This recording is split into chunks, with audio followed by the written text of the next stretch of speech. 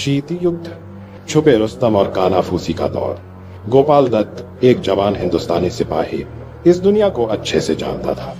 वो सबसे बेहतरीन में सबसे बेहतरीन था, नामुमकिन कामों के लिए तैयार। उसके मिशन टॉप सीक्रेट, हिंदुस्तान की सुरक्षा के लिए बेहद जरूरी।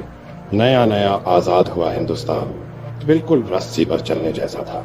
दोस्ती दुश्मनी रेगिस्तान की रेत की तरह बदलती रहती थी। भरोसा करना तो बहुत बड़ी बात थी। गोपाल एक परछाई की तरह छुपकर काम करता था। उसकी वफादारी अपने देश के लिए पक्की। दिल्ली की भरी सड़कों से लेकर बंटे हुए बर्लिन तक हर जगह खतरा मंडरा रहा था। हर चेहरा एक दुश्मन हो सकता था, हर मुस्कान एक नकाब। यही गोपाल की असलियत थी। लंदन कोहरे में डूबा हुआ गोपाल के नए मिशन का अड्डा था। एक रूसी जासूस MI6 में गहराई तक घुसपैठ कर चुका था। उसका कोड नेम रोवर। गोपाल का काम उसे ढूंढना। दांव पर बहुत कुछ लगा था। रोवर के पास जरूरी राज थे, ऐसी जानकारी जिससे पश्चिमी देशों की कमर टूट सकती थी। गोपाल एक विद्वान बनकर लंदन के अमीर लोगों में घुस गया। वो देखता था, वो सुनता था। उसने अपना नेटवर्क बनाया। शहर की गंदी गलियों में अपनी आंखें और कान दबाव बढ़ता जा रहा था। समय खत्म हो रहा था। गोपाल दत्त ने अपना चश्मा ठीक किया। उनके हाथ में जो लेटर था वो कड़कड़ा रहा था, जैसे उनका भूला हुआ पास्ट उनको फिर से बुला रहा हो। वो अपने सीक्रेट्स का बोझ, अपनी पुरानी जिंदगी लगभग भूल ही चुकी थी। हिमालय की तलहटी में रिटायरमेंट उनकी सेंचुरी थी। अब लंदन उन्हें वापस अंधेरे में बुला रहा था। MI6 को उनको एक आखिरी केस के लिए जरूरत थी। टेलीग्राम छोटा सा था, अर्जेंट। एक मोल, एक सोवियत एजेंट जिसका कोड नेम द रेवन था, ब्रिटिश इंटेलिजेंस के हाईएस्ट लेवल्स में घुसपैठ कर चुका था। गोपाल ही उनकी आखिरी उम्मीद थे। बरसों के एक्सपीरियंस ने उन्हें सिखाया था कि अपने गट फीलिंग पर ट्रस्ट करो, और उनका गट बेचैनी से मत रहा था। वो रिस्क जानते थे, इस जिंदगी की कीमत क्या हो सकती है, फिर भी ड्यूटी बना रहे थे। उन्होंने एक छोटा सा बैग पैक किया। दुनिया का बोझ उनके कंधों पर आ गया। लंदन की फ्लाइट लंबी थी। उनके दिमाग में थॉट्स ऐसे घूम रहे थे जैसे नीचे।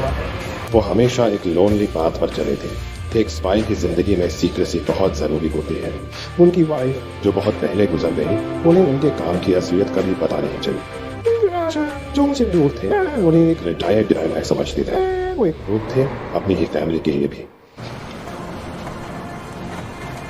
दिल्ली की गलियां लाइफ और रंगों से भरी एक हिडन टेंशन से धड़क रही थी। साल था 1973। कोल्ड वॉर का साया पूरे इंडियन सब कॉन्टिनेंट पर पड़ रहा था। एजेंट विजय कपूर भीड़ भरे बाजार से गुजर रहे थे। उनकी नजरें हर वक्त सर्वेलेंस के साइंस ढूंढ रही थी।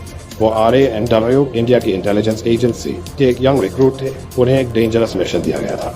उनका कॉन्टैक्ट एक हाई रैंकिंग पाकिस्तानी जनरल जो अपनी ही गवर्नमेंट से डिसइल्यूजन्ड हो चुका था, ने एक सोवियत स्पाई के बारे में इंफॉर्मेशन देने का वादा किया था जो इंडिया में काम कर रहा था।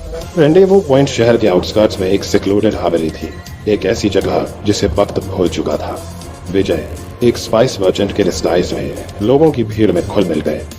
पत्तों की हर सरसराहट, दरवाजे की हर आवाज उनकी हार्ट बीट तेज कर देती थी। ट्रस्ट एक लग्जरी थी जो वो अफोर्ड नहीं कर सकते थे। स्टेक्स बहुत ज्यादा थे। जनरल ने बताया था कि सोवियत स्पाई की इंफॉर्मेशन इंडिया की नेशनल सिक्योरिटी को खतरे में डाल सकती है और रीजन को वॉर के करीब ले जा सकती है। जैसे ही विजय डिमली लिट हवेली में दाखिल हुए, उन्हें ऐसा लगा जैसे वो एक ट्रैप में फंस रहे हैं। अंजलि शर्मा एक यंग लॉयर जो अपनी शार्प विट और अनवेवरिंग प्रिंसिपल्स के लिए जानी जाती थी, कोर्ट रूम में बेचैनी से टहल रही थी। उसका क्लाइंट एक क्वाइट अनअस्यूमिंग आदमी जिसका नाम डिमिट्री वोल्कोव था, पर एस्पियोनाज का इल्जाम था। प्रोसिक्यूशन का केस स्ट्रॉन्ग था, सर्कमस्टेंशियल एविडेंस और कोल्ड वॉर पैरानोया पर बेस्ड। पर अंजलि ने एक स्पाई से ज्यादा कुछ देखा। उसने एक ऐसे आदमी को देखा जो ग्लोबल पावर प्ले के बीच फंस गया था। डिमिट्री अपने इनोसेंस पर अड़ा रहा। उसके सॉफ्ट स्पोकन डिमीनर और जेंटल आइज ने जूरी को कन्विंस नहीं किया, जिन्होंने उसे सिर्फ एक फॉरेनर, स्टेट का एनिमी देखा। अंजलि ने केस फाइल्स को रात भर पढ़ा, होप की एक किरण, एविडेंस का एक टुकड़ा ढूंढने के लिए जो उसके क्लाइंट को बचा सके। जैसे जैसे ट्रायल आगे बढ़ा, अंजलि को प्रोसिक्यूशन के नैरेटिव में इनकंसिस्टेंसीज मिलने लगी। विटनेसेस अनरिलायबल थे, उनके टेस्टिमनीज कॉन्ट्रडिक्शन से भरे थे। उसे क्लियर हो गया कि डिमिट्री किसी एस्पियोनाज रिंग का मास्टरमाइंड नहीं था, बल्कि एक बड़े गेम का पॉन था। फ्लाइट लेफ्टिनेंट विक्रम सिंह के कैप्चर की न्यूज ने पूरे इंडिया को हिलाकर रख दिया।